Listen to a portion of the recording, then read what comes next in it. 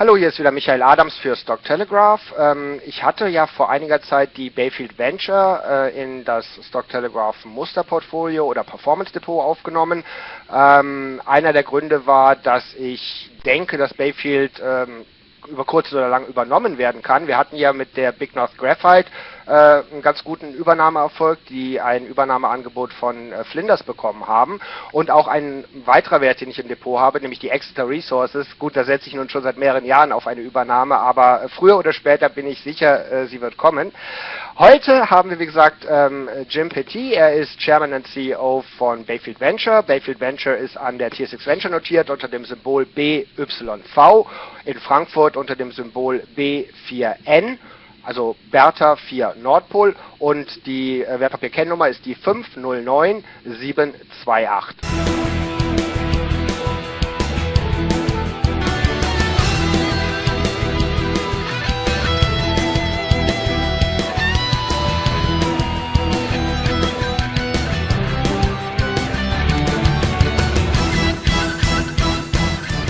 Yeah, hi Jim, thanks for taking the time to talk to us. Our original plan was to visit you next week in Vancouver and talk to you directly, but you are traveling, so we thought it's a good idea to just hook up here on the internet, yeah, and tape a questionnaire and corporate presentation session with you. So Jim, you're the president and you're the chairman and CEO of Bayfield Ventures, that is trading on the TSX Venture, and the ticker symbol is V.BYV.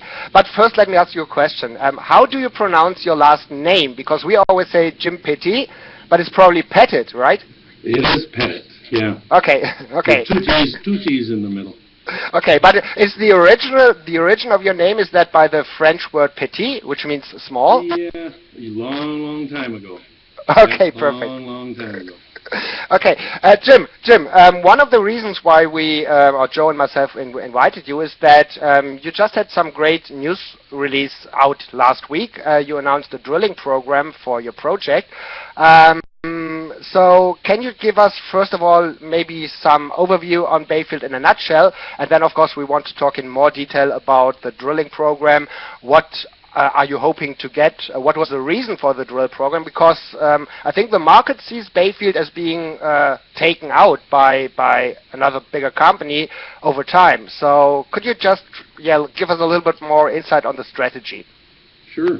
Well, Bayfield's it's a story that's been around since, well, probably for the last 6-7 years, but since just after the collapse of the markets, the recovering year, the next year, 2009, we decided, instead of pushing for an amalgamation or some sort of an option deal with Rainy River at the time, before it was New Gold, we decided to go out and fund our own program and develop our own resource if possible, and to move forward from there. So from that point on, we have developed now a small contained resource, 43-101 on the Burns block, and on the B block we've also done a 43-101 technical report with a lot of recommendations.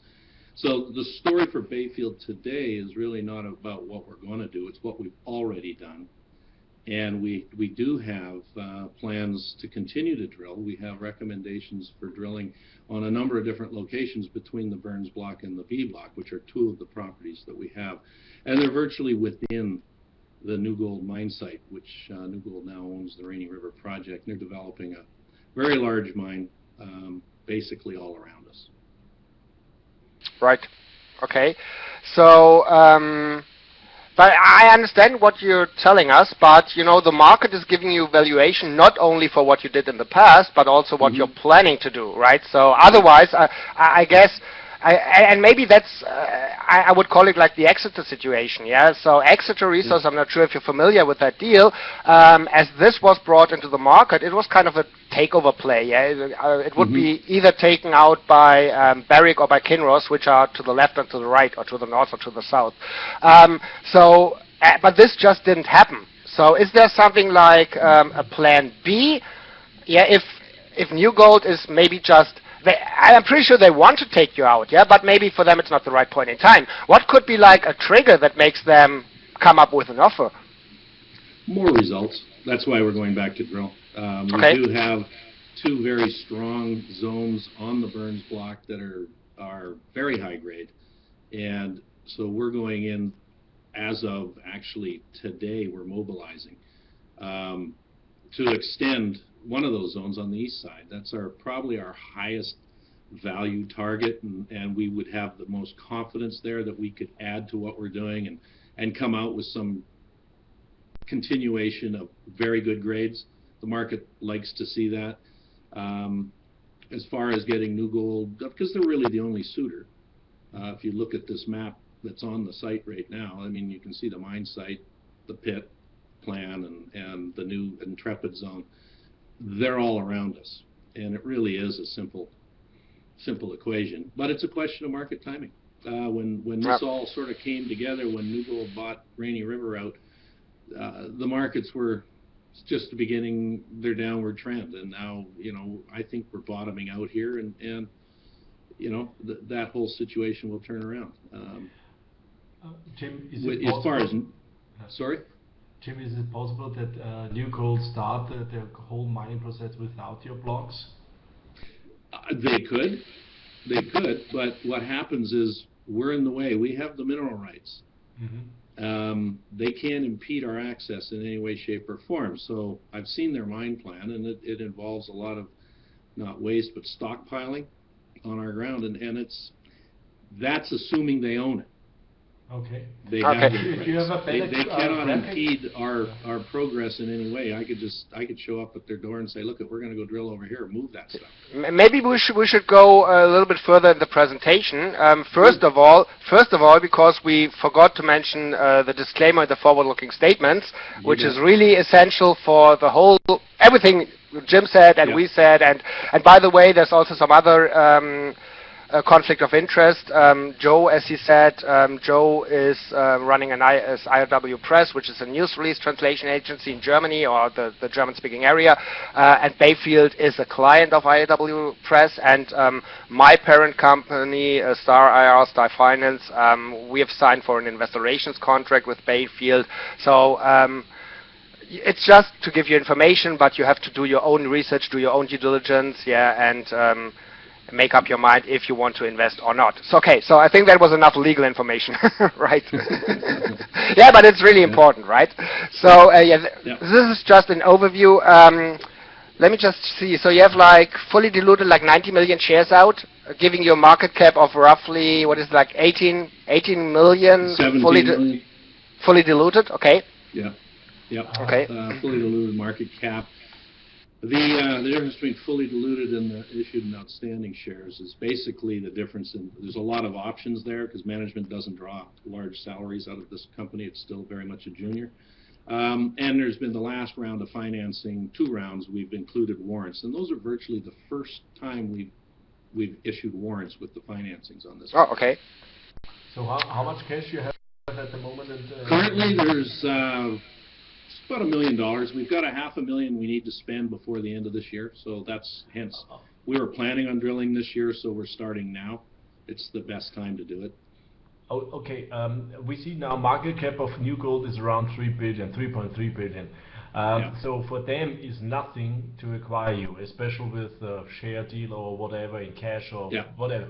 So to better understand, if we have here a graphic, here is perfect graphic. What the New Gold must invest for the whole mining plan? What is? Do you know the cost? What they must invest? The cost structure for the capex, basically. The capex, yes, the capex. It's now coming in at about 800 million. So for them it's not a big difference if it's 800 or 840. This is a rounding error. Yeah. This is like a rounding error, and it's. I have talked to them several times, and it is just a question of this is not Crown land in Canada, which is owned by the federal government. This is private farms. So they've been acquiring up all the land, and it's virtually a 10 square kilometer area. They're not going to buy us until they've acquired all the other ground, because we would inflate, basically the way I see it, we would inflate the cost of purchasing the other ground from them. Okay, but you just mentioned that you are in talks. Of course, you are in talks with New Gold. But how would you summarize your relationship with those guys? Is it like friendly, or are they trying to play games, or? I think I think they're just following their own plan. I mean, they're a much bigger company than us. They are a good, solid mid-tier to large mining company. I've had good relations with the Rainy River people, who the fellow running Rainy River is also on the board of New Gold. And their corporate development guy, I talk to him regularly. Okay, but let's see the guys on the ground, yeah? Are they having beers together in the evening, or not? Just asking, yeah, because that could help. You know, when we go in there to work, we go through also their, you know, the safety protocol. They have it all set up, so our guys, we know them quite well. The ground guys, they all know each other. Okay. One other question. You own not the surface rights, you have only the mineral rights. The mineral rights. Yeah, yes. Yeah. And the key to understand there is, in Ontario, the mining rights are extremely, they almost have a priority, especially now, because we've had the mineral rights for years. They've only just acquired the surface rights. And many of our rights to the minerals supersede their surface rights. Mm-hmm. And it's a fairly recent change in the Act, too, in Ontario. Mm-hmm. Mm-hmm. Okay. We can access, there's no limitation to access or anything like that. Yeah, that was actually, I have asked my readers when I was announcing this web conference actually for yesterday, right? It didn't really work out because of technical issues. I asked them to submit a couple of questions, and one of the questions I got was, where is that? Yeah, can New Gold limit the access to your property because your project is surrounded? No. The short answer would be no. You know, according to my legal people in Toronto, based on some of the new changes to the Act, especially because we've had the mining rights for several years now, and they've only just acquired the B and the Burns block in the last couple of years, it would almost be viewed as claim jumping. They can go ahead with plans to develop, but they can't impede my access. Okay. It's pretty cut and dry. Okay. I have informed them we're going in to drill. There is issue of crossing ground, et cetera, but that highway that you see, that's a township highway. It's you can use the pointer if you want to use. You can use the pointer. Right. Yeah. So this road here is a township road. It will eventually be moved, but I can drive right up, and their pit design right here, it stops right at our border. You know, and we can access from this side, or our core shack is actually just up over here, and we can actually access the property from this side as well. Okay. So, Jim, what you're planning now with this drill campaign? What is this particular drill program? We're going to test the uphill extension. This zone right here is we discovered as we call it the Intrepid Zone. They also call this new zone of theirs the Intrepid Zone, and this will be this is basically where they're going to introduce their underground mining. Mm-hmm. This is not going to be part of a pit. They thought about it in here for a while, but now it's looking like it's going to be all underground, and it'll raise the overall grade because they'll blend it with the lower grade pit, which is over here. This is like an extension of this, basically. It comes right, we've drilled it right to the property. We've got a few gaps in here we'd like to test, and we've got a down plunge extension we'd like to test. The grades in here are as spectacular as the grades that we were hitting over here when we first started. Okay. And I'm talking grades of multi-ounce. Right. I got another question from Mr. Schneider here in Germany, and he's asking, I think he's referring to the announcement of the drill program, and he asks, how many meters of drilling are you going to do, or are you planning, and what's your cost per meter to drill? Our costs, we're going to do I think it'll work out to about 3,000 meters. Okay. We're spending $500,000. So, you know, we've got, actually it might even be more than 3,000. right now. Donnie and the guys are all in the field, so I'm trying to get a final workout out of it. But our cost per ounce is, or sorry, per meter in this area, because we don't need a camp. They drive in. They're 10 minutes away in a hotel. Yeah. Coming in around $95 to $100 a meter. So okay. We'll play it by ear. We'll see how many meters we can get, but we'll be looking at 3,000. Yeah. How deep you must drill, or you Well, it'll depend where, because this structure right here is near surface up here, and it's down to about 700 meters down here. So it's coming up. This wraps around very close to surface, but think of it like a plane, like a zone that's on an angle dipping towards the southwest, I guess it would be. And so their holes would be right over top of it to coming back this way and drilling this way. So, the whole thing is plunging towards the south-southwest. And so the further south towards our border, the deeper it is. Okay. So are you going to do diamond drilling or RC? This is diamond drilling. Okay. Yeah. Okay. Maybe if you want to move forward in the presentation, I'm not sure which other slides are in there. So. There's just this just basically reviews what we just talked about. We own 100% of mineral rights. This gives you a regional plan view of the property ownership. The olive color is New Gold's. I don't know if they still own all this, but they had purchased it all from Newinsko many years ago. That's really impressive. But it's really impressive grades in these intercepts. These are spectacular. We started drilling on the Burns block just up in this north corner, and it took us till about the 18th hole. And then we hit this one here, 10 meters of these grades, 36 grams. I mean, that was spectacular. That was down in this corner down here. And then, so if I go back to this map, it would have been down here, and you can see the concentration of holes. And we were drilling very tightly spaced holes, because if you stepped out either way 25 meters, you would be out of this zone.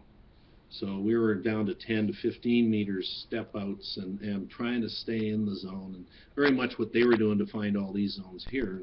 There are about 5 of these high-grade chutes, we call them, that are oriented this way. They have one coming through here, they got one coming through here, and then they've got the really high-grade one out to this side out here. And then in between them all is your basite unit, which is all the bulk tonnage grades. But you'd get it mixed with this stuff, and it's pretty spectacular. And their pit, I think, is designed right now to go down to 550 meters. So they'll capture a lot of that, and then they're talking about doing underground mining underneath the pit, and then they've come up with this, which is adding more tonnage at a much higher grade. So, okay. Jim, one question. What is the timeline for the New Gold mine? When they want to start the construction? Their permitting should be in place late fall this year. They're hoping. It's much easier if they don't have holes in the permit, which would be us. They are looking at a build decision early in the new year. So they'll be ready to go, and you could see building starting and next year, and production be probably 2016, unless it's been pushed back further, but I am not aware of that. So this means the perfect timing for New Gold is really the next the next 3 to 6 months. Yeah. Well, I think so. I mean, I understand because of the market influence and the dropping in all the prices, and I mean, let's not forget Google. It's not only a dropping of the price. I'm up here.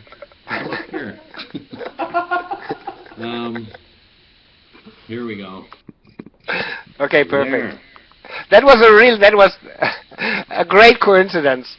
Yeah. And now we're up in the sky. Yeah, that's where the prices are going to go. but they started, you know, at they were 13 bucks. You know, they're trading well right now in the $6 range, $6 to $6.50. Right. You know, we've come from at that point in time probably from 70-cent range down to where we are today. Yep. And actually have held up. Our volumes is you know, it's been pretty good compared to a lot of others. Yep. It is what it is. I mean, the price is the price, and you know, we did this 43-101 to give an idea of what we have, and we did it the same way they've done theirs. So we split the resource above 500 and below 500 meters. So you've got two different zonations basically, and that would be, and below that you get higher grades, and above that you've got you can include more into your resource. And it would be similar to what their pit was, and we use the same cutoffs. If we had done one continuous resource for the whole property, it probably would have been more, but it would have been a lower grade. So we're using their model. They can tap into these two zones very easily. They can move the pit to the west or to their east, and on this side, as far as an underground scenario goes, they can tap right into this. So the way I look at these is a very strategic valuation for them. The costs, basically their costs can be viewed as already sunk. They could pick this up very inexpensively. So if you look at where we are today and you look at what they've paid in the past for in terms of premium, this is actually a really good deal for them. Very good. How much ounces you have so far confirmed in the 43-101 report? Well, based on the above 5 and below 5, so you get some inferred and indicated, there's a couple 100,000 ounces. If we had just done one blanket, one global resource, it would have probably, I don't want to speculate, but probably over 300. Yeah, there's a slide I think in the presentation later on. But maybe you just mentioned that Bayfield has suffered, but not as bad as many of the other juniors. And as we all know, aside from the quality of the project, it's always quality of the people. And I know that especially you yourself, you are very well connected within the mining industry. But maybe you can give us some insight about the other guys involved in the deal. Yeah, well, Don Houston is the president. He's got 30 years. He was born and raised in Red Lake, Ontario. He spent most of his youth, other than being in a rock and roll band for a while, he spent his time in the bush. And he knows everybody in the contract side of the business, the contractors. So he runs the field. He oversees all that. And it allows me to spend my time dealing with the finance side and the market side. And then Bob Marvin, he's actually from Reno. He lives in Reno, but he spent much of his career in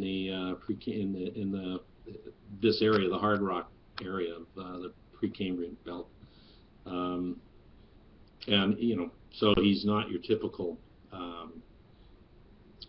Nevada geologist. He's got a lot of background up here in Canada. Yeah.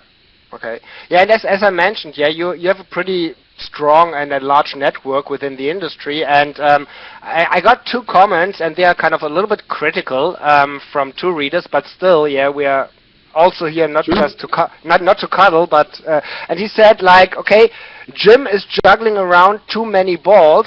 He should just focus on running Bayfield. I think that refers to that you also are a director on a couple of other companies, which can be good or bad. I see it as more positive because this shows that you are really very well connected. But I think the reason for this question was, or for this criticism was, that in Germany it's quite unusual that one guy is wearing several caps, while in North America it's quite usual, right? Yeah. Well, Bayfield is my primary concern. I act as maybe a chairman of some of these other companies or an independent director. So my involvement is very limited. I can give them input to the decision-making process.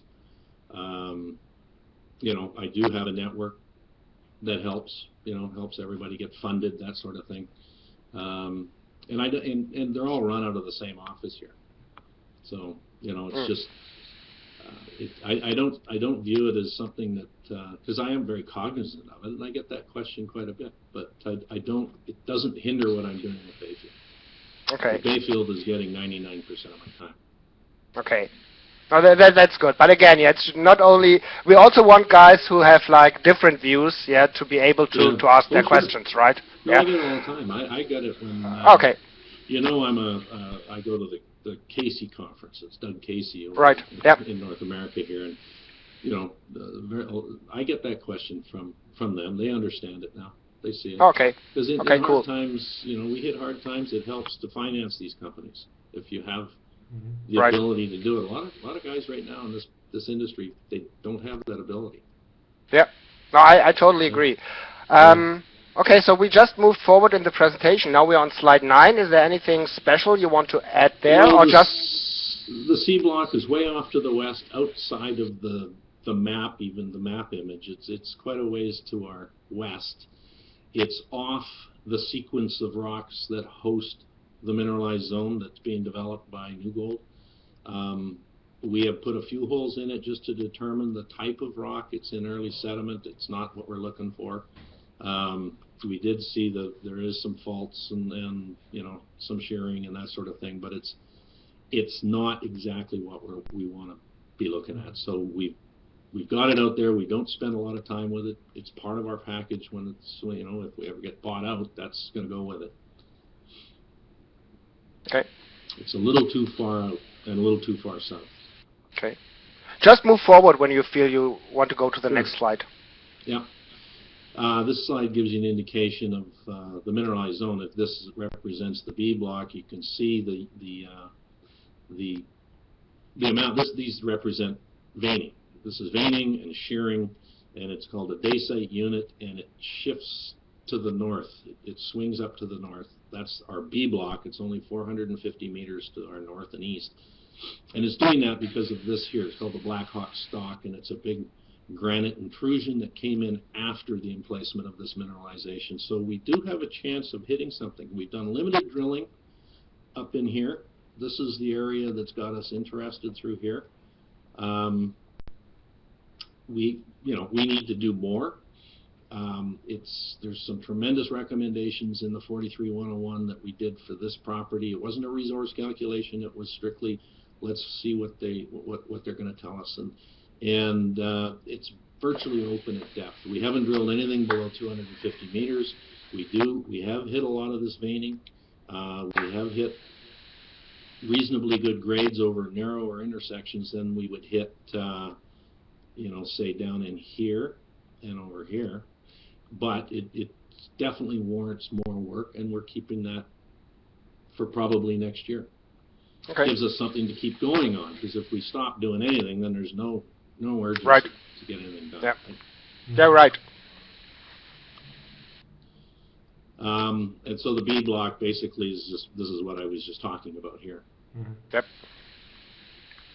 I keep going back to this picture because this is in this PowerPoint 3 times, as well as being the cover, because that tells a story. I believe in graphic images more than writing on PowerPoints, and this basically tells it all. I mean, this is, if you go to their New Gold's feasibility study, you'll find, I think it's page 68, you'll find their mine plan. Well, this is where the mill goes right here, the pit stops right here, the Intrepid zone's all right here, and the roads all go around us. Okay. This is a plan view of the Burns block, what we've done to date. There's about 100,000 meters of drilling, so we've basically designed the zone through here, and then another one developing through here, and that's what we're going in to try to extend up plunge and down plunge. Okay. This is what we've talked about. The thing about this is we've got a tremendous amount that we've got to offer now, over 7 grams gold and 150 grams silver. Yeah. More highlights. Hole 71 was spectacular. This is only 30 meters deep, 25 meters in thickness of 26 grams and 170 grams of silver. Yeah. And you can see this as you go down. This is all on the western zone, very high grade. Here's a cross section, or section view, but we've superimposed on all the planes on one, so you can see the direction. If we were standing on the west boundary looking east, that's hole 71. This would be hole 18, and you can see the gaps are caused by there's faulting, so it's actually on a different plane. But you can see basically how it goes, and there's actually more room to drill in there, believe it or not. It's not somewhere I'm going to run back to because I think it's fairly evident. A New Gold chased this off the property, off our property, for about 1,500 meters. Okay. On the East Burns, our Intrepid zone, very similar to what we just looked at on the west side. Same type of thing. Looking actually from the same direction, from the west to the east. Gives you an idea of what we're developing here. A little harder to see, but these, all the red is over 5 grams. So we're going to testing up into here. These are just on different planes, so it doesn't mean that, it's just a question of the angle. We got to hit it right. And then we were having success on our last drill program. We stopped in October last year. We stopped right here. So we're going to carry on some more. This is quite technical. They're quite vertical, and then we let the drill just deviate on its own, and you just hit this thing at the right angle, and boom. And this is the sort of a cross-section. You can see the grade change and the continuity of it. It's very good. This is really good for underground mining. Just an idea overall, some of the better grades. I think some of these junior mining companies, they wish they had only one of these intercepts. Oh yeah, that's what you want. So that'll get you going and off, and what happens? You hit one of those and you're stock. Well, that's what we did. Right. 18. Yeah. We're in the thick of the market, the really hot, booming bull market, and we hit that hole 18, 10 grams of basically 1 ounce, 10 meters of 1 ounce, and it was every single meter. The stock went to $1.40. Yeah. Overnight and traded 150 million shares when there was only 42 million out. What does that tell you? It's unbelievable, A lot of trading going on. Yeah. Anyway, this is an idea of the resource. So if you look at these two numbers here, you can see. I mean, it's 200. It's a couple $100 million in added value to them. And there it goes. Here I am. Perfect. Anyways, it's a couple $100 million in added value to them.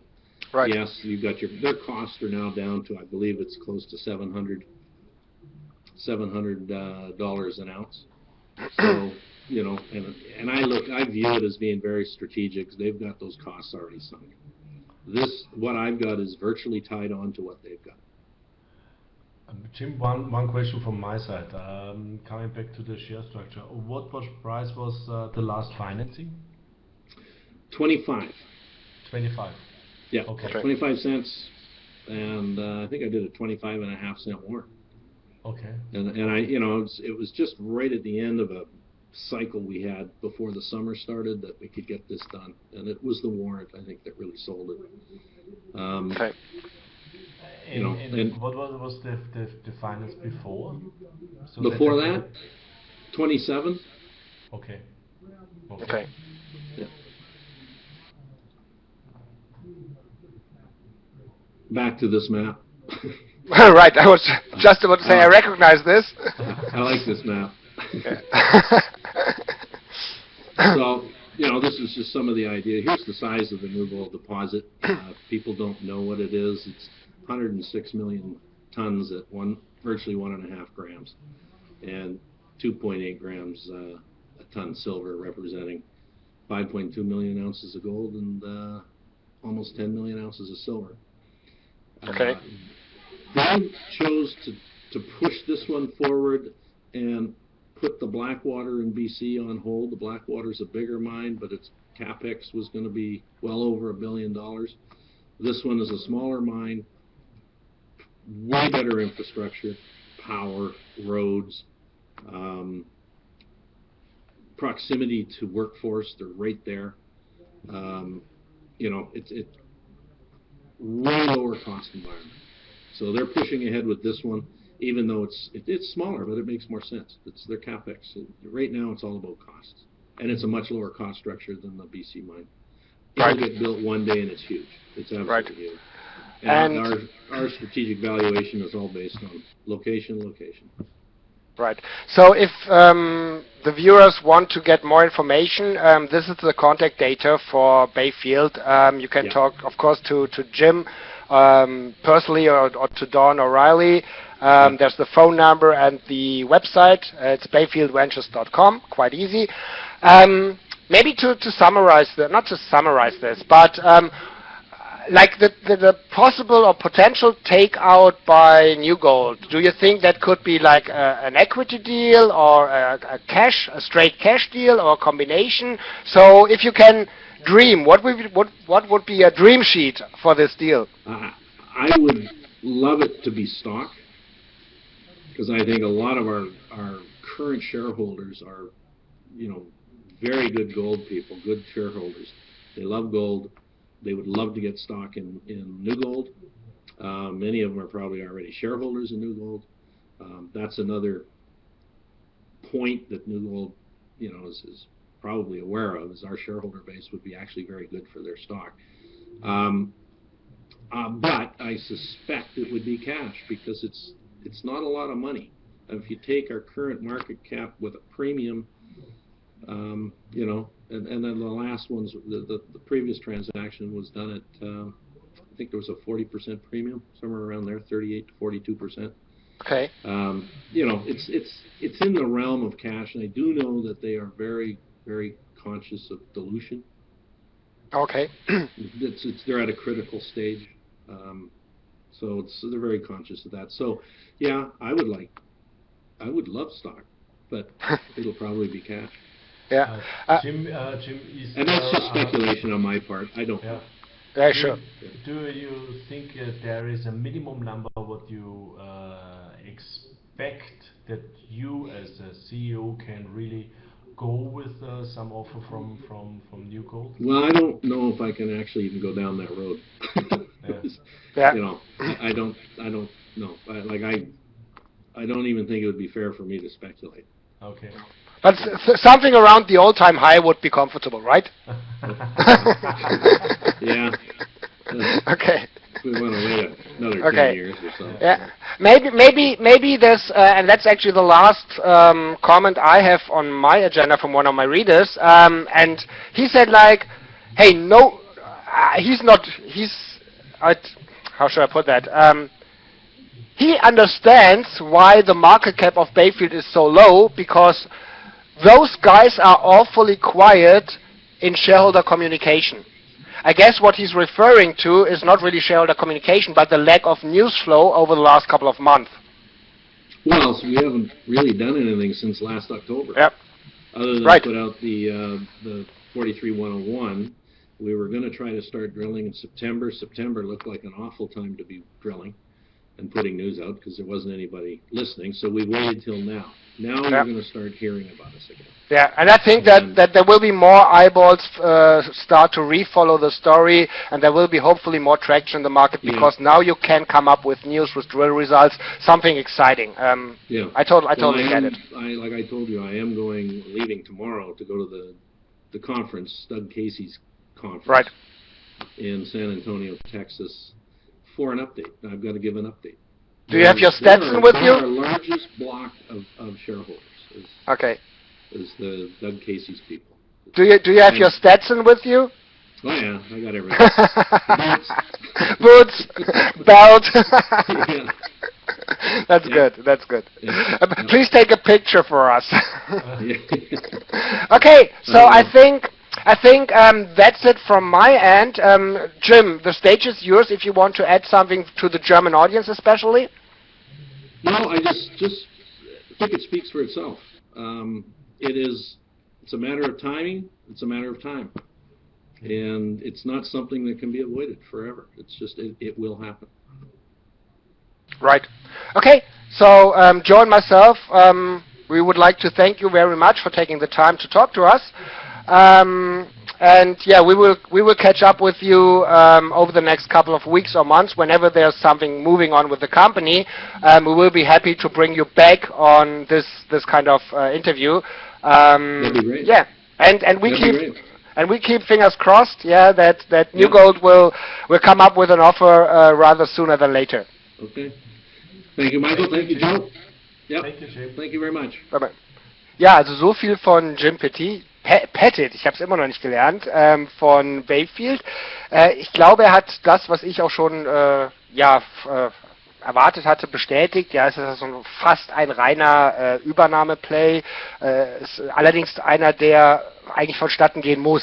Ja, und ich fand es eigentlich auch ganz gut, dass er nicht wie viele andere CEOs halt jetzt drumherum geschwafelt hat. Ja, und wenn nicht, dann haben wir doch ganz viele andere Möglichkeiten. Dann kommt ein anderer Übernehmer oder wir machen dann das und jenes. Nee, das ist ein ganz klarer Übernahmeplay. Ja, wir haben, wie ich schon eingangs gesagt hatte, mit der Big North Graphite schon eine Übernahme drin gehabt. Ganz früher hatten wir noch wesentlich mehr. Wir hatten die Geo Minerals und andere. Die Terra Ventures ist übernommen worden. Also wir haben da ein ganz gutes, ich sage mal wir, also ich habe da ein ganz gutes Händchen, anscheinend, teilweise. Ja, und also er scheint, also was mir sehr gut gefallen hat, er hat so richtig Understatement, ja, so wie so ein englischer Gentleman, ja, immer schön am Boden bleiben, ja, wir versuchen jetzt halt durch die Bohrergebnisse einfach noch ein bisschen mehr Fleisch ans Gerippe zu packen, um noch appetitlicher zu werden für New Gold, ja, für eine Übernahme. Die Übernahme, wenn New Gold mit der Mine da weitermachen möchte, ja, das Gebiet von Bayfield ist schon mit in der Planung drin, in den internen Unterlagen von New Gold. Also die werden es übernehmen, ja, meine Meinung. Und sicherlich nicht bei einem Aktienkurs von aktuell 20, 21 kanadischen Cent, sondern es wird sicherlich ein Premium geben. Ist schwierig zu schätzen, aber ich denke mal so 75 bis 100% Premium sollte es geben. Wahrscheinlich, und das hat auch der Jim eben gesagt, ihm wäre am liebsten, es gäbe einen Aktientausch oder eine Übernahme in Aktien, nicht in Cash.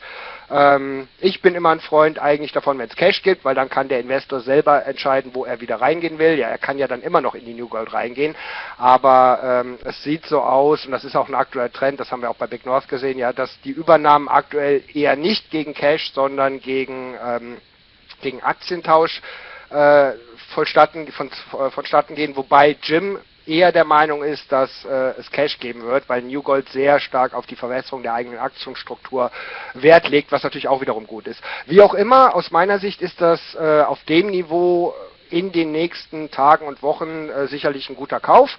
Und ja, wenn die Übernahme dann in den nächsten 3 bis 6 Monaten, oder lassen wir es selbst Dreivierteljahr sein, kommt, ja, und sie machen damit 75 bis 100%, dann denke ich mal, sind wir alle glücklich. In diesem Sinne bedanke ich mich fürs Zusehen und einen schönen Abend.